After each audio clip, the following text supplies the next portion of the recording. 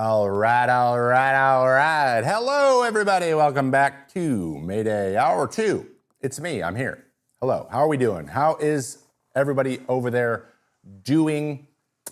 Just had a realization. So let me fix this right quick.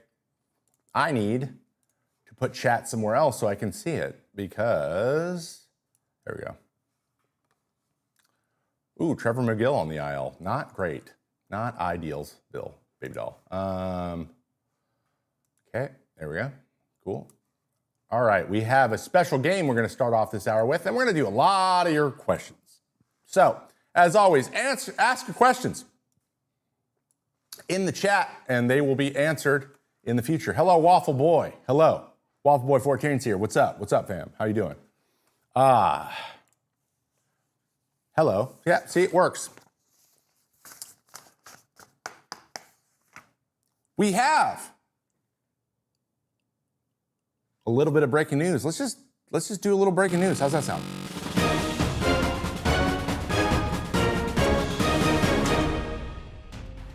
From ESPN's Jeff Passan, Trevor McGill is on the injured list with a flexor strain in his right arm. Not great.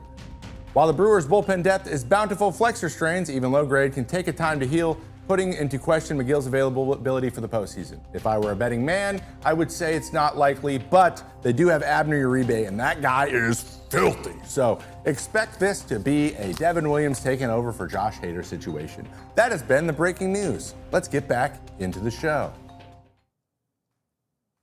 Pretty cool, huh? Pretty neat. Thank you for that, KB. Appreciate you a lot. All right, let's talk a little bit about what is happening on the rest of today's show. I don't know where page 14 went. Part of my thing's missing. One sec. What is happening? Where'd it go? Oh, that's it. I folded a paper on accident. All right, we're here. Yeah, my bad. I don't know why I did that. Okay, so we have a nice little game. We have a game put together by our friend in the writer's room, aka producer Henry. It's called the Bobblehead Game. So, anyone in either chat, have you guys or do you guys collect bobbleheads? Because both of my producers do. Because that's their thing, I guess. Interesting. Coach TK, really appreciated the video I saw you surprising the high school kids. Thank you. Go check that out, guys. I also just released, it just came out like 5 minutes ago on this channel. I understand we're live right now, so this wasn't planned very well. But you should watch it on the side monitor. I'm an idiot. All right. Okay, so you guys have bobbleheads. We have bobbleheads. So we did what we did what every great baseball show does, and we made a PowerPoint presentation. This is the Great Bobblehead Game. There are 20 bobbleheads. Some are very clear, some are not. And we're gonna do our best to guess who that bobblehead is. So he's been working on this for, honestly, a few weeks, which is pretty interesting, and is also made by your loving producer, Henry. He also makes a couple appearances in the next couple YouTube videos too, so check him out there. All right, I think bobbleheads are very American. I agree with that too, Danny. All right, so let's just go into it. Let's play the game. Let's figure out these bobbleheads, and I'm gonna try to use deductive reasoning in order to get this thing done. And we'll keep a little score. Editor, let's keep a score like right over here as we go through this. All right, without further ado, this is the Great Bobblehead Game. I am Trevor May, and I am really good at games. Let's go. All bobbleheads are from this year, if you didn't know. Click to reveal the answers. Roger. All right, we have a Philadelphia Philly. He is a left-handed stick. He seems to have darker facial hair, dark hair, got the arm guard, that doesn't really tell me much, and he's looking off to the left for some reason. I'm gonna go with Kyle Schwarber. This is the Schwarbomb himself. And we would be correct. That is 1 for 1. Let's give Trevor a round of applause because he deserves it. Thanks, guys. All right, let's move on. Let's see. What's number 2? Okay. We got a raise. We got the low beard. I think this is Junior Caminero. But this could be Aranda as well. I think it's Junior Caminero. I think Junior Caminero is the one with the no mustache. I can't really tell by his size, but this guy looks like he's big. We don't have like a. I know that Yandy Diaz has the chin strap sometimes, but he doesn't have like the colored like the bright colored armband. So I'm gonna go with Junior Caminero. Junior Caminero. God, I'm so good at this stuff. That's 2. 2 for 2 on the bobbleheads. Junior Caminero. Put it down in the corner. And put some like super exciting celebration stuff up on the screen. I'll wait. Thank you. 2 for 2. We should just quit now. We should quit now. Keep going? Okay, let's keep going. Number 3. Guy in a truck, Cardinals. I think I know who this is. I think I know who this is, but I'm blanking on his last name. This is Alec. What's Alec's last name? I'll wait for chat to catch up. Burleson. Alec Burleson. This is Alec Burleson. I can tell by the beard and the curly hair in the back. Though this is a very Cardinals look. I believe this is Alec Burleson. I don't know what the significance is riding in our truck would be, but Alec Burleson, that's 3 for 3. See, I had it. I knew his name was Alec. I kept wanting to say Alec Baldwin. We know that's not it. So that's 3 for 3. God, this is easy. Easy peasy lemon squeeze. All right.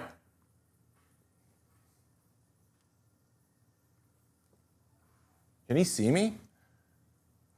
That's terrifying. What the?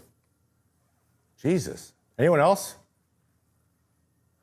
Anyone else feeling bad? Ah, he's also in the chat. That's Banana Bomb. Okay. All right. Okay. This is pretty easy, I'll be honest, because there's 2 sides. He's a switch hitter. He was signed this year, and he wears these little 3/4 sleeves with just batting gloves without the wristbands. This is Anthony Santander.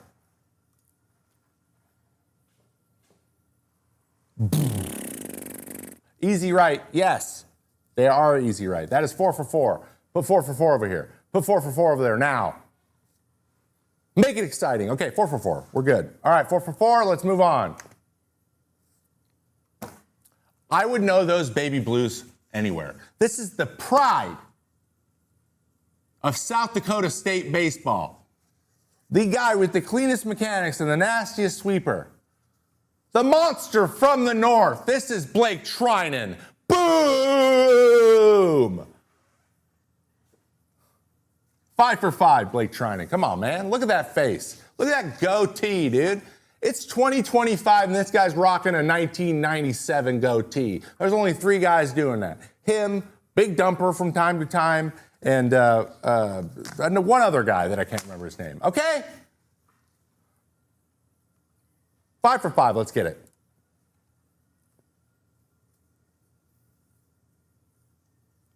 Are those flames? Are those flames in the hand? Because if those are flames in the hand, this could be one guy, and one guy only. I also know his number, so this is Ben Joyce.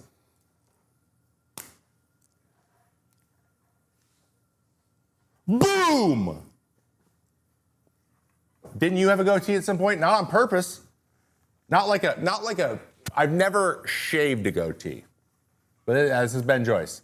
It's Ben Joyce, very nice. 6 for 6. This is the man, the myth, the legend. This is a gentleman that also is a girls' high school basketball referee in Olympia, Washington. This is Stephen Vogt, my man.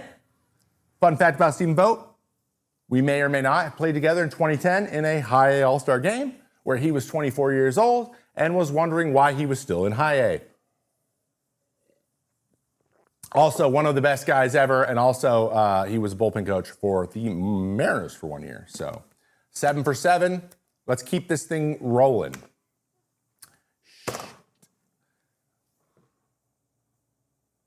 Uh-oh. Now, is this Oral? Oral Hershiser was a player, though. I don't know. This could be, is this Young Buck? It's not Joe Buck. Is it? No, it is Joe Buck. Who's the Young Buck? Jim Buck? 2? John Buck? Is this Young? Is this the young Buck? Joe Buck's the dad. I don't know. You might get me. Dude, you know what? We're going to do this. Fixing my mic. This is driving me crazy. So,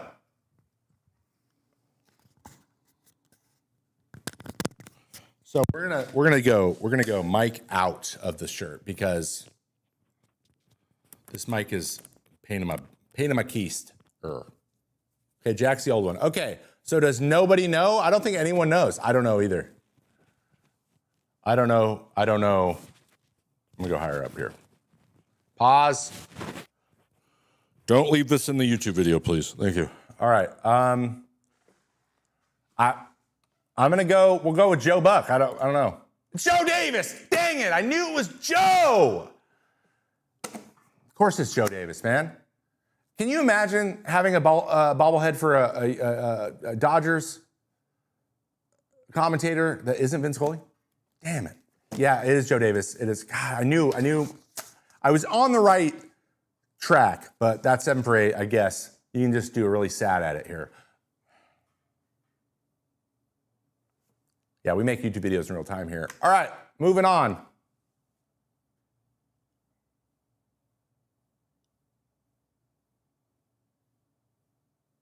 What is this? Okay, we got pinstripes. That's Volpe. Is this Volpe? No, there's a T-Mobile. Wait. So this one's sponsored by T-Mobile, but we got pinstripes. I feel like the Yankees are pinstripes. It is Volpe, because Volpe had the picture. This has to be Volpe. Volpe had the picture of his helmet. Yes, it's Volpe. Boom, 8 for 9. Got it. And the haircut. The haircut got me too, but yeah, there's not a lot of context here. These are getting harder. 8 for 9. Oh. 8 for 9? Not too bad. Not too shabby. All right. Let's go number 10 here. I'm sure the back 10 will get bad.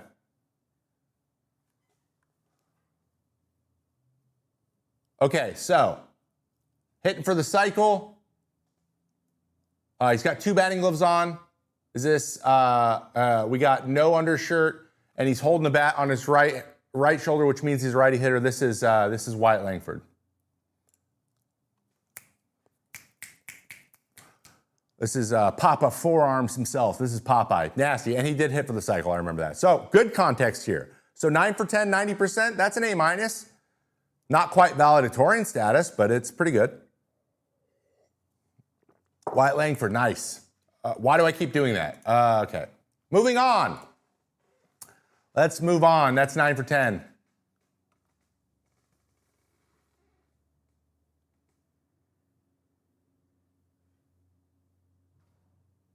What? So I'm assuming this is a Chick-fil-A. It's got to be Chick-fil-A sponsored. It's not, though. It's a Federal Credit Union. What the hell is this?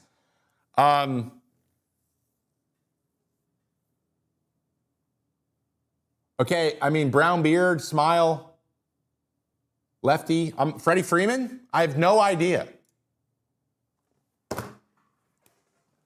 What in the... Colin Cowser? That makes sense. Damn, dude. That's good. That's good. You got me. You guys got me, dude. Yeah, yeah, nice udder placement, though. Only 4, by the way. 4 udders. Don't you have 6? Interesting.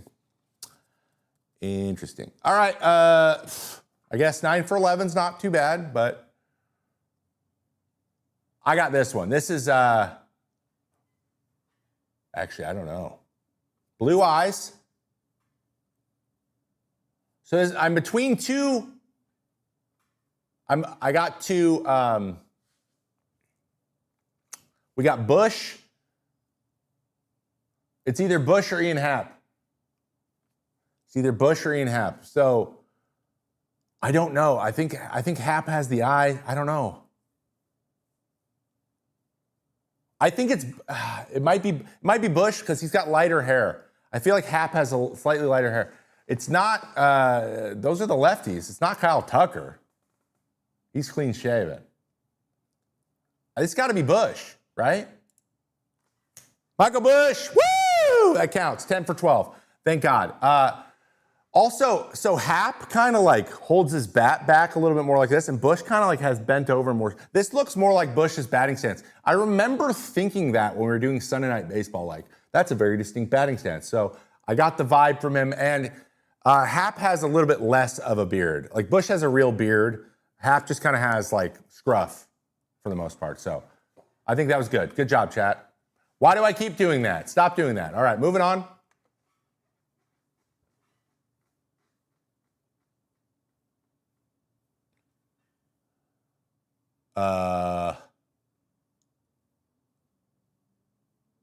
This is the owner. Is this Rubenstein the owner? It is, isn't it? It's Ruben. This is David Rubenstein. This is David. I think we should have a salary cap Rubenstein. 11 for 13. Moving on.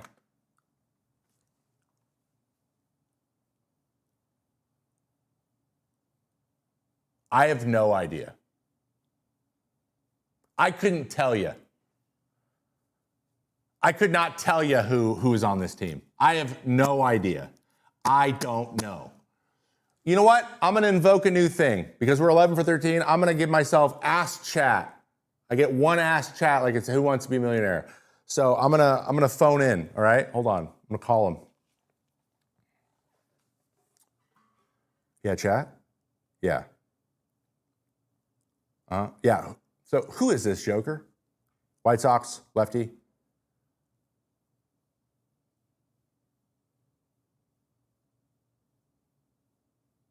What? You don't? White Sox has players. Yeah, White Sox has players.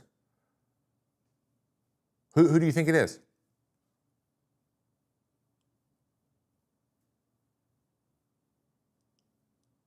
Is it Ridismeyer Despange? They didn't know. They didn't know. So we're going to go a Ridismeyer Despange or whatever.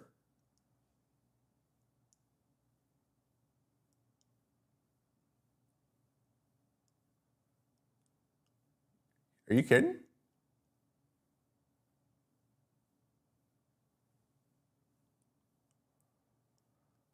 Hey, Stive, it would have been huge if you could have told me this was Ken Griffey Jr. Excuse me? Wait, what? Why? I mean, it does look like him. Bobblehead was from this year. Okay, yeah, they're really looking for whatever. White Sox legend. 11 for 14, I guess.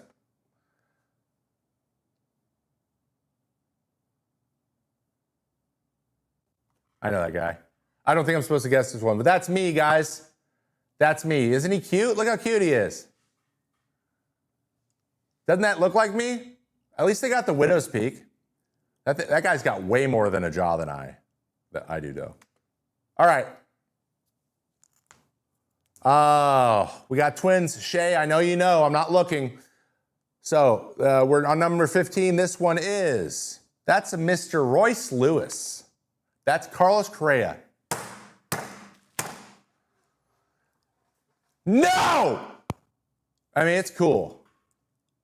Come on. I mean, I see it. Honestly, he looks like George Springer. Does anyone else see the George Springer? 11 for 15. Dang, man. Also, Henry, can we work on the old centering of the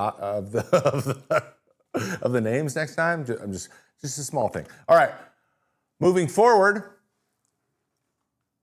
I know who this is. Is this Andrew Abbott? This is the Reds phenom, Andrew Abbott. Damn it! This is hard.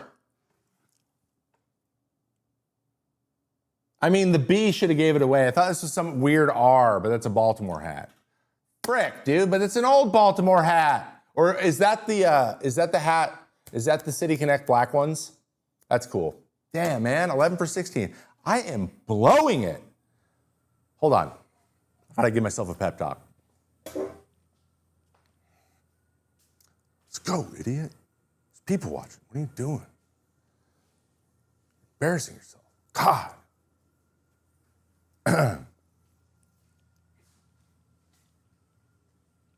Moving on.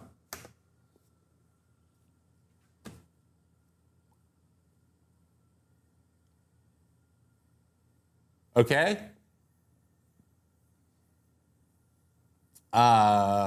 So he's a Ranger. Can't be Simeon. I don't see Simeon here. Though he does have the beard. I don't know. It's Simeon or...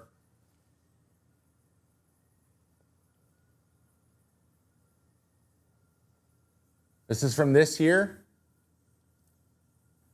Wait, this says 2022. So this isn't from this year. This is just for all time, right? Oh, let me be very clear. Okay, 2022. Yeah, this is Elvis Andrews then. It's Elvis Andrews, 100%. What is that background? What is in the background? That looks nothing like, I think you're gaslighting me. I don't think that's Kumar. That didn't look like Kumar Rocker at all. This is dumb. Dude, this is, no. Bad. 11 for 17. If that's not Logan Webb, I'm gonna lose it.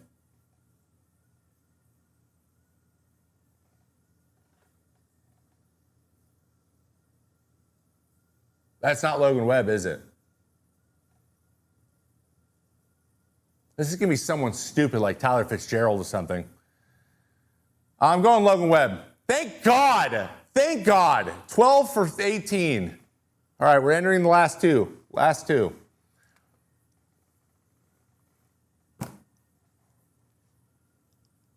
I don't know. A small child? Who is that? Whose off-center head is that?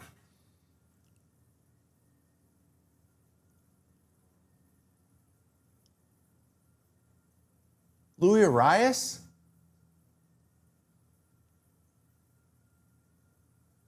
Who is? I don't know who that is, dude. I don't know what team this is. I don't know who that guy is. Manny Machado? No.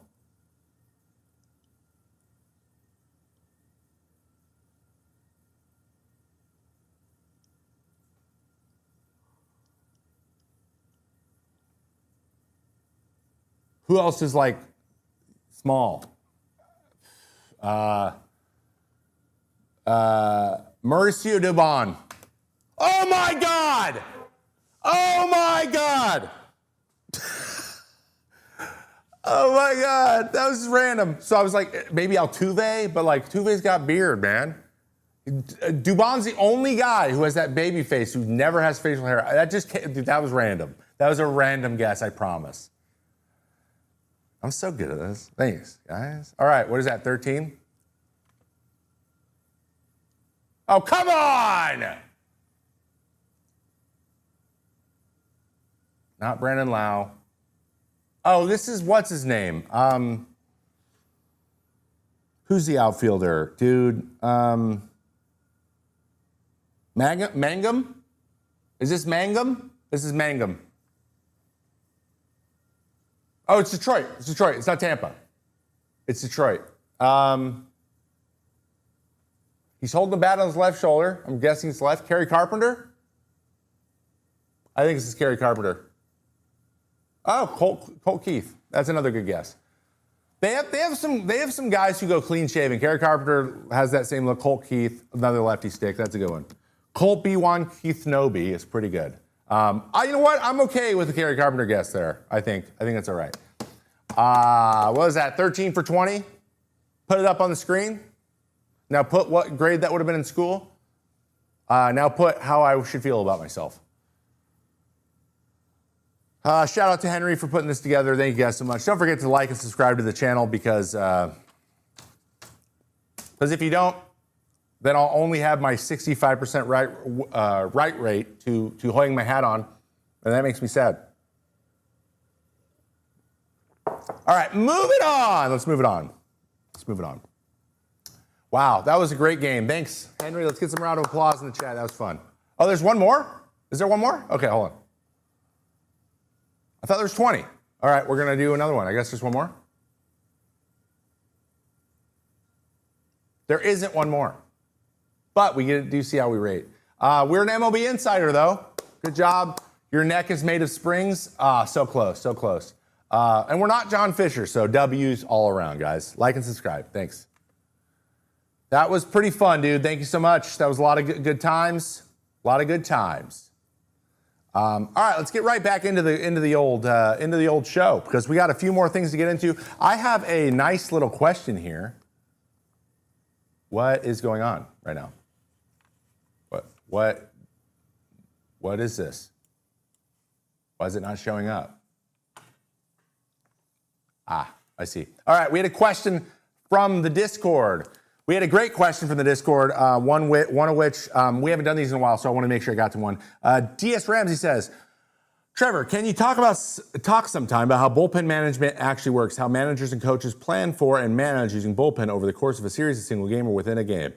I know you talked about here, there are days when you knew were up or down. This question inspired apart by numerous fan bases seeming to want the same 2-3 relievers used in every single situation, if that's possible. Okay, so every single team handles this differently. Unanimously across the league, anyone who's played for the Dodgers says they do the best job. They basically go through and say, this is the guys we want you to face in this lineup, and these are the innings in which we would like you to face these guys in this lineup. Like, it's pretty clear. You're like, I'm left-handed. I got to go get Freddie Freeman out if you're playing against the Dodgers, right? If he comes up, I'm going in. So for me, it was always like 2, 3, 4 in the lineup.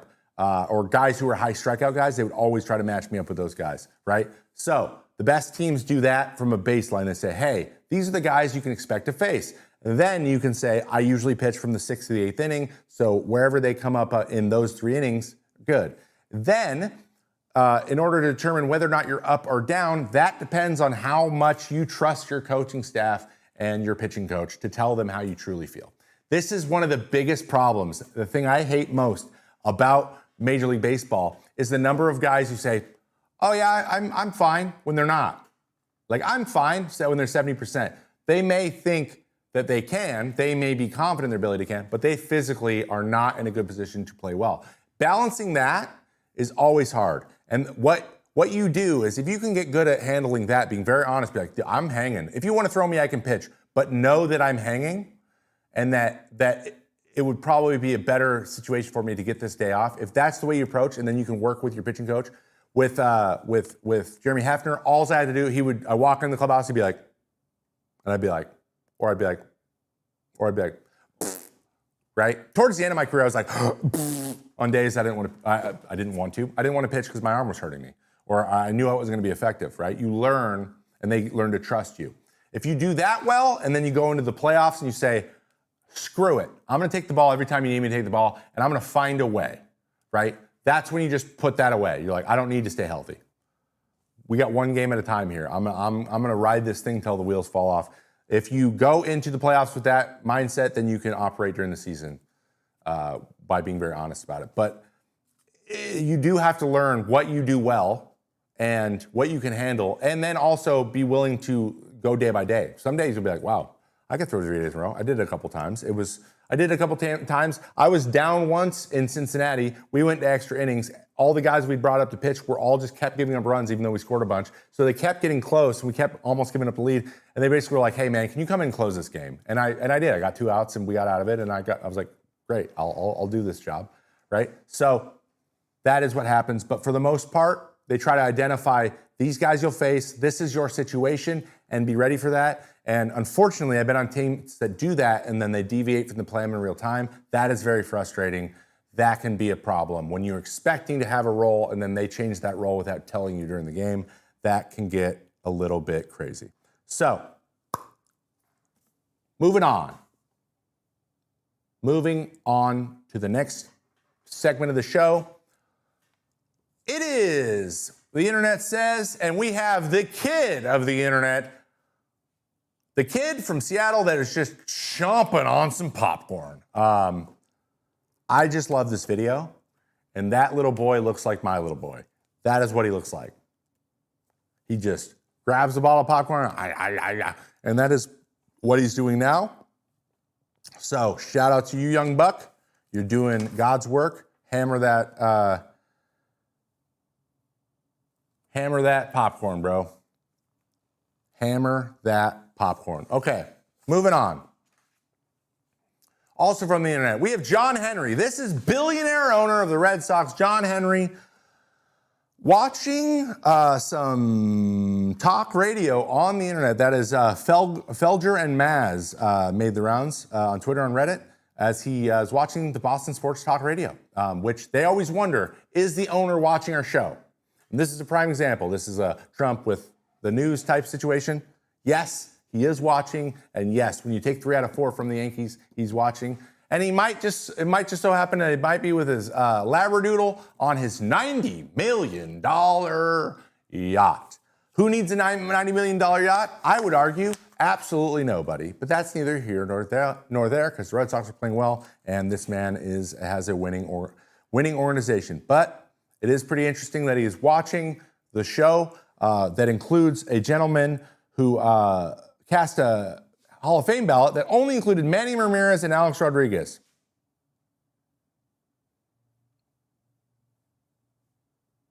Also, he said earlier this year that Roman Anthony would be a bust because of the wording of his scouting reports not being elite in every single category, and that was concerning, and he didn't see it panning out. Just to remind you, Roman Anthony has been a very good big league player so far and just signed an 8-year extension with the team. So, do with that information what you will. All right. And now, true to my reliever's heart, we have Miami Marlins reliever Tyler Phillips. And what did Tyler Phillips do? He slapped himself in the face before running into a game in some pretty dope uniforms. I will be completely forthright and honest. Tyler Phillips comes in. He is intense. I just want you guys to know that stuff right there, the whole like slap your face, psych yourself up, tell yourself you're the man, whatever. That is very common. Relievers are weirdos. Weirdos. We got Jared Hughes, who took all those pictures. You guys remember that guy? Jared Hughes, look him up. Every single one of his headshots is him going, because he's a goofball. He also used to sprint onto the field. There was that famous meme of JT Realmuto shaking his head and then it panning, and then Jared Hughes is sprinting on to the field. He's a weird guy, and he decided to sprint on to hype himself up, right? That's why he did that. Jojo Ramirez, he is now with the Cardinals, but he came out with the Phillies as well. He used to smash a drink of Red Bull right before winning the game and then smash the can on his arm and then run it. Like, this stuff is normal. Tommy Kahnle is nuts. He's calmed down a lot lately, but in the minors, that guy used to drink 6 Red Bulls a game. Guys, we'll do anything to get an advantage. We will sacrifice all of our health in order to have the best opportunity to pitch in a game. But then, so he did that. He's weird, and that was crazy. Then he gave this interview post-game after I believe he got the win or the sit. So this is between Marlins Radio Network, Steven Strom and Phillips. Okay, so this is, I'm going to act it out for you. Strom, Tyler, you threw 32 pitches yesterday. When did you know you were going in tonight? Phillips, when they called down. Strom, and you were ready to go? Phillips, they called down. I'm pissed off. I'm ready to go. Strom, why did you get so pissed off? Phillips, I don't like hitters. Strom, how did you get through the 9th? Phillips, throw the ball over the plate. Strom, how long does it take you to cool down after a win? Phillips, I never cool down. Strom, and the slapping. What's the level of slapping when you came on? Pretty hard. My face is hot. Strom, great win. You're scaring me. Go to the clubhouse. Thank you very much. He's really giving me that from Napoleon Dynamite. The guy, forget about it. Want to get roundhouse kicked to the face wearing these bad boys? I don't know that guy's name, but that's the energy I'm getting. Love it, dude. Loving it, Phillips. Never change. You nut job. All right, that has been from the internet, guys. Thank you so much. I'm having fun today. I missed you guys. I missed you guys big time. All right. We're about to get into some Q&A, so queue up your questions if you want to ask them. But first, we got to give you your crazy fact of the week. This fact, courtesy of Henry in the writer's room. In 1919, Indians pitcher Ray Caldwell was struck by lightning in the ninth inning. After being revived, he got the final out to finish his complete game. 17 days later, he would then throw a no-hitter against the Yankees. On that day, Ray was, I think, the only guy who got hit directly, but there was an umpire that got grazed. A lot of hair was standing up. They said it sounded like a tree had just come down like in the middle of the field, and a lot of electricity was running through the stands as well because they were like steel, made of steel. But the pitcher got hit by lightning. He got up, he got through it, and he finished his game. And so, let's just put it this way. Phillips ain't got nothing on this gentleman. Yeah, you slapped yourself in the face. Imagine getting electrocuted. Pretty interesting. Look at this guy. He didn't give one S, dude.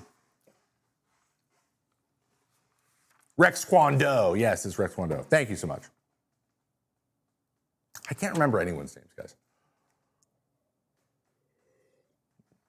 All right, so what do you guys say? What do you guys say?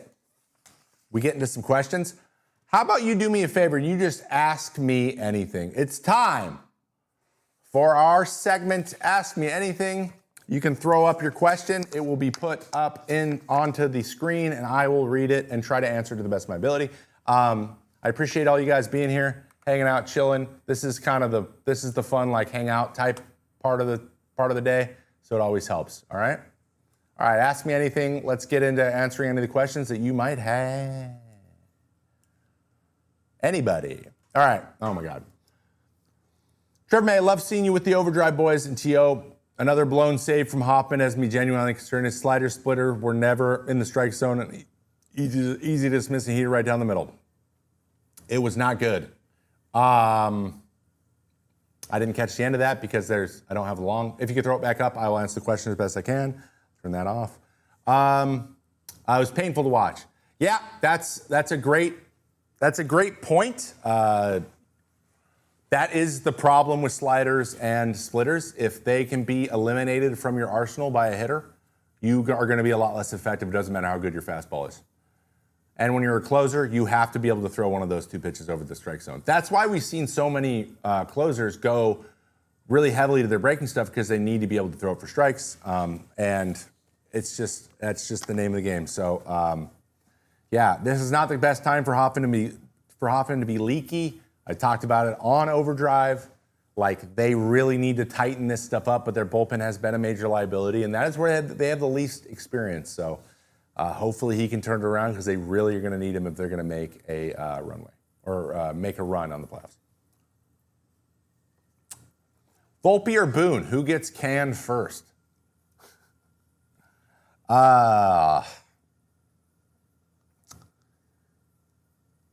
It'll be Volpe. It'll be Volpe. You simply do not fire your manager right now. You just don't do it. A manager who went to the World Series last year, you're going to fire your manager going into September? No. What you're going to do is you're going to bench Volpe. He's not going to get released. He's just going to not play as much. He's just not going to not start. So I think that's what you mean by canned. In terms of completely fired and off the Yankees completely, that would probably be Boone and I'll still say Volpe. But yeah, out of the spotlight, Volpe will be first.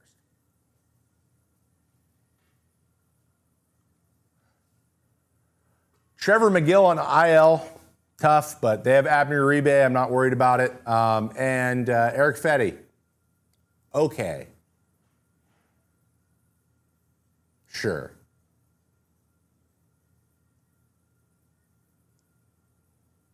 Really appreciated the video I saw of you pitching the high school kids. Guys, if you haven't checked that out, go over to Disarm on YouTube, obviously after this show concludes.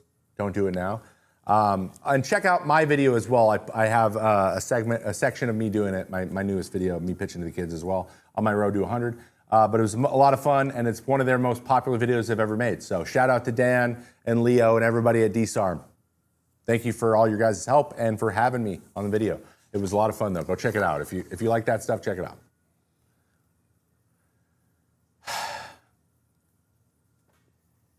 We're going to get to all your questions as quickly as we can. Ooh, we got some good ones here. I'm gonna grab one real quick. Favorite restaurant in Seattle? That would be Takai, a sushi place in Bellevue, actually. It is the son of Shiro, and it is ballin'. It's where I go like every year for my birthday. Yeah. DK, we there? Are we dead? What happened? Is it broken? Do I need to grab more questions? All right, let's talk about, we'll talk about Emerson Hancock. Thoughts on Emerson Hancock moving to the bullpen? Typically don't like flip-flopping, but this kind of made sense for the M's right now. Yeah, I've heard his stuff has really played up too out of the bullpen. When it comes to the last stretch of the season, I don't mind moving guys to the bullpen, especially if there's no spot. If it's between having them in AAA or having them contribute some way to the big leagues, I think, especially Emerson Hancock, I think long-term he is seen as a starter. I think everyone thinks he's a starter. He's not a strikeout guy. He's a sinker guy. So if that is the case, then this is what we're going to go with. I think, oh my God, I think that I might have lost DK, so I might be on this. Lost power. Okay, all good. I got it.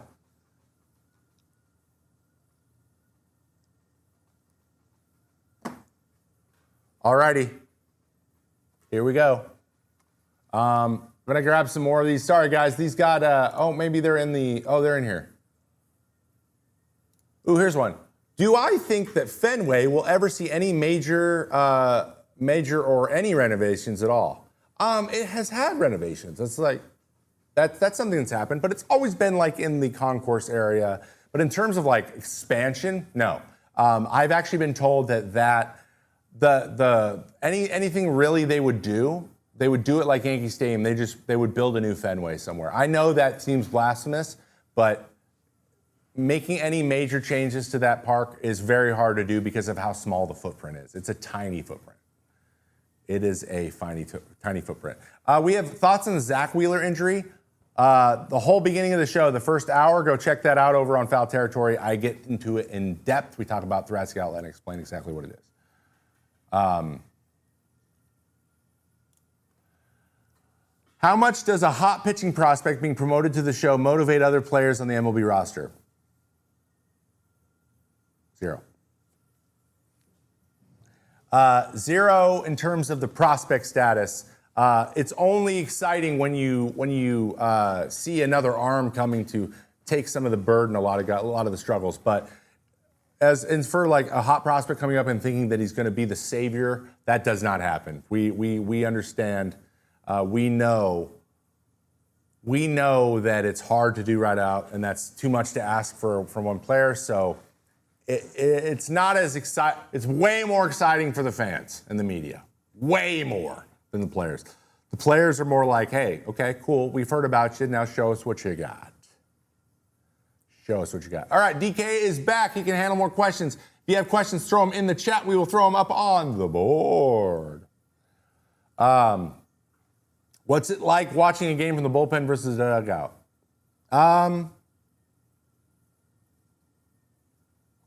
The angle's different. A little different angle. Less places to go. Like, there's a reason you see guys in the dugout going inside over and over and over, and it's boring. You get bored. You're closer to the clubhouse, so there's snacks. You can get drinks and stuff. You're kind of on an island out in the bullpen. So, yes, the dugout's more versatile, but the bullpen's more close-knit, if that makes sense.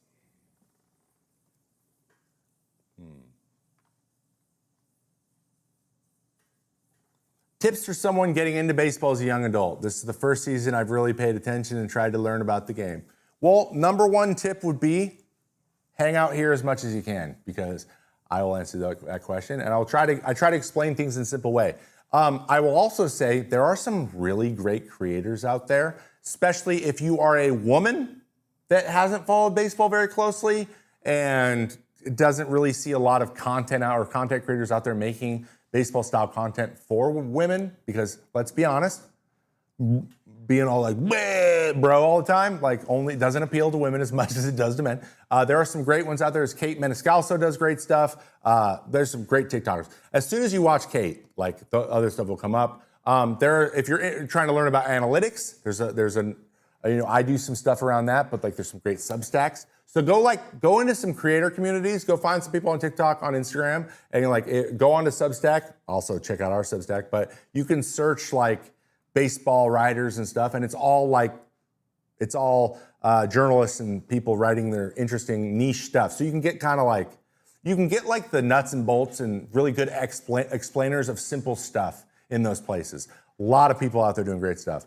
I would highly recommend leaning into the YouTube side, because I think a traditional media will give you more assuming that you know a lot already, and then YouTube gets a little more niche.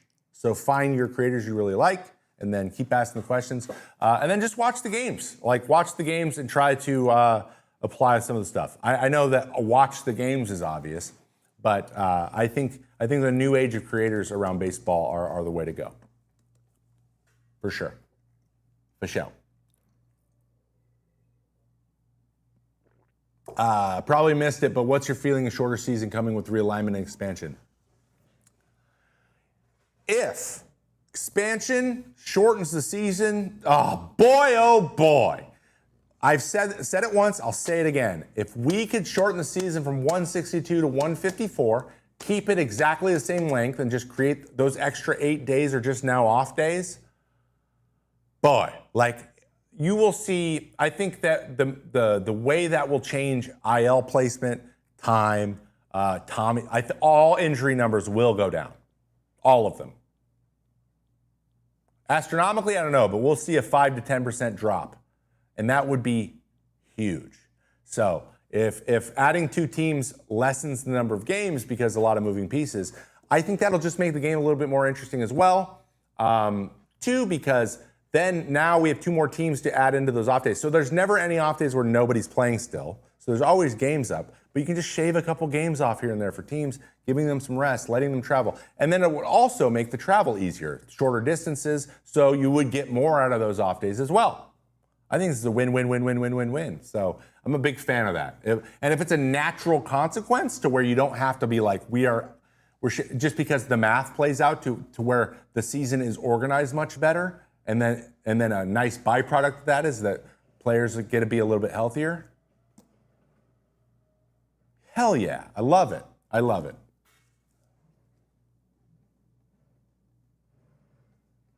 So, what's next? Why is Griffin Jax broken? I'll be honest. I was on vacation for about 9 days, okay? I know things have gone very poorly for him, but I have not got to kind of dive in. And I kind of do want to do some deep dives on some players next week, because we'll have 5 months of data to talk about. It'd be interesting to talk about Griffin Jax. I want to break down the guy who's starting for the Mets, or started for the Mets today. Did he throw well, by the way? A Tong? He looks interesting as hell. So we'll get into that next week. I hope you are here. Hope you're here.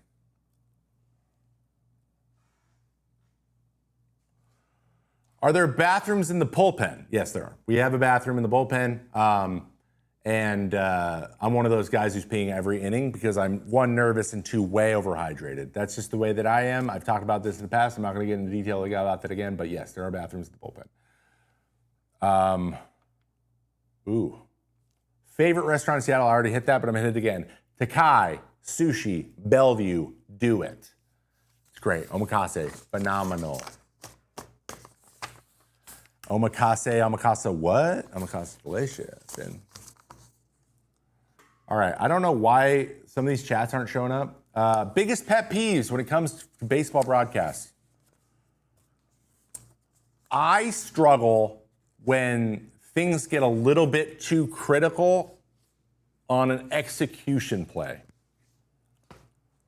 Okay? So, I know this is specific, but sometimes ex-players can get like, come on, man, you just got to do this thing, and then you make this throw like this, and you're fine. Like, you know, there are a few guys that do that, and they say, like, come on, man, it's this easy. Like, they forgot that it's not just that easy.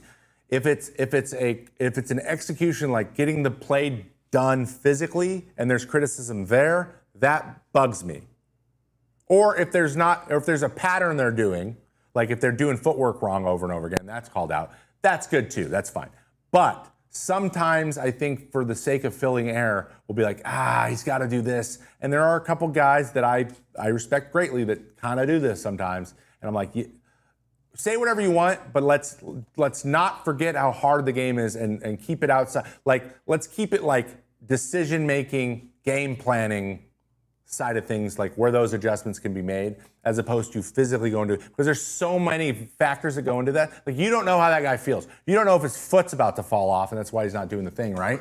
So that bothers me, but it doesn't happen very often, and it's rare. So, but that's my one thing where I'm like, okay, dude, don't forget that you made lots of errors. So one time a guy was like, talked about throwing innings, like how easy it was. It was an old time pitcher, I'm not gonna say his name. He was talking about how like easy it was for him to throw innings. Like, God, I threw 300 innings every year. Like, and it just wasn't hard. Like, it just wasn't, I didn't even think about it. I just went out and did it. I'm like, brother, this guy for like the last 5 years of his career struck out like 2 per 9. One time he went 6 weeks without a strikeout. You wouldn't be in the big leagues if you did that now.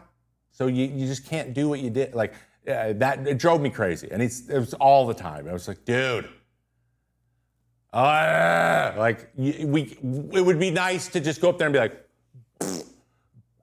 and not really care. That'd be awesome. We would love that, but we can't. So anyways. My brother and I were talking about this the other day. Most players have what looks like brand new hats every game, no sweat stains. How often do you go through uniform items in the bigs? For me, I think I'd maybe get a new hat, I get like three or four hats a half. Maybe like one a month I would change. And it would only be when so the only reason I would switch is because I would sweat through the hat, it would get put in my hat box and then into my bag and then unpacked, and we would get wherever we're going, and then like if we get to another road game and it'd be still soaking wet. So I'd be like, dude, can I get another hat? And then now I have 2 hats again. Now I'm using the new one a lot.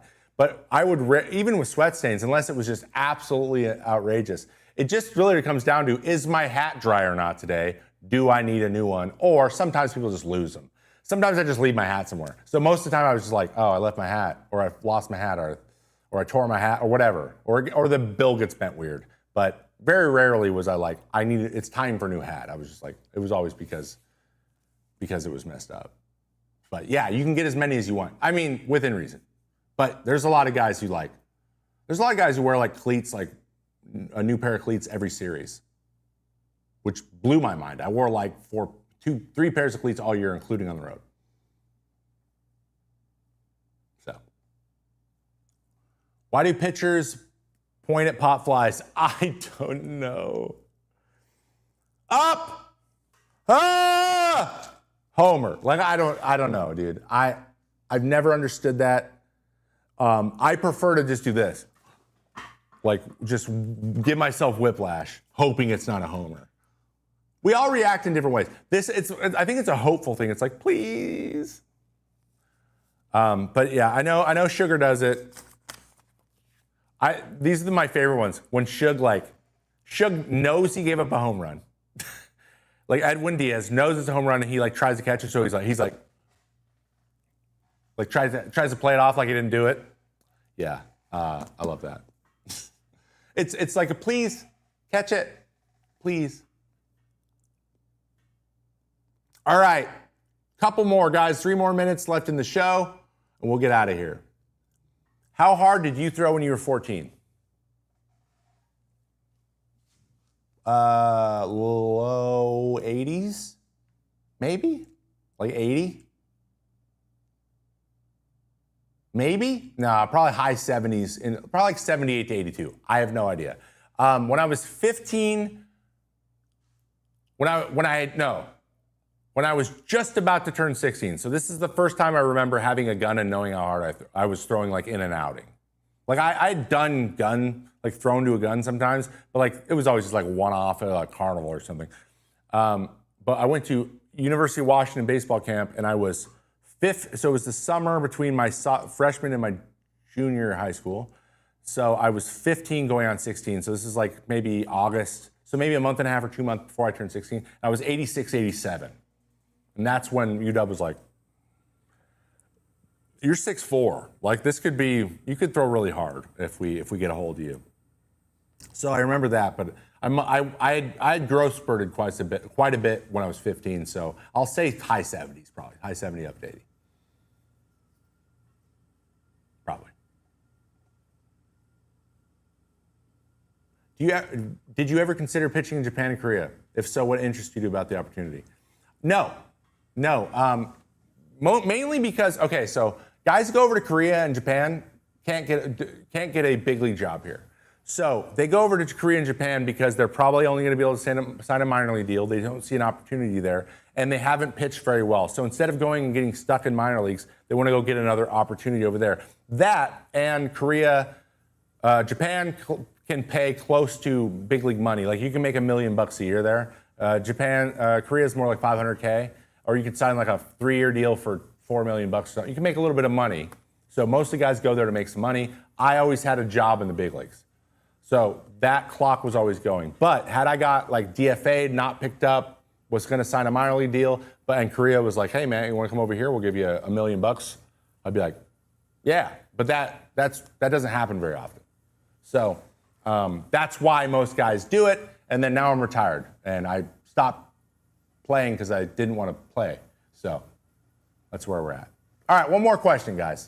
That was a good one. Thank you for that.